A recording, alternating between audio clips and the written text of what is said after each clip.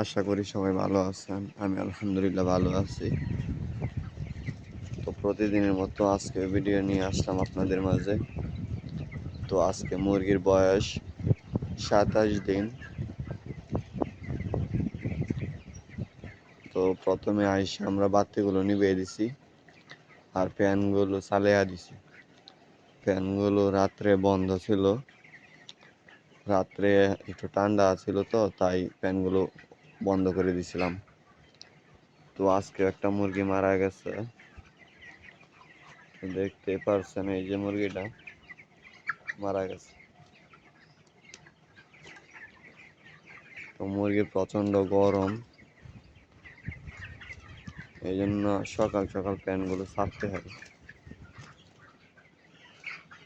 তো যে যেখান থেকে ভিডিওটি দেখতেছেন অবশ্যই লাইক কমেন্ট করবেন, শেয়ার করবেন, পাশে থাকবেন।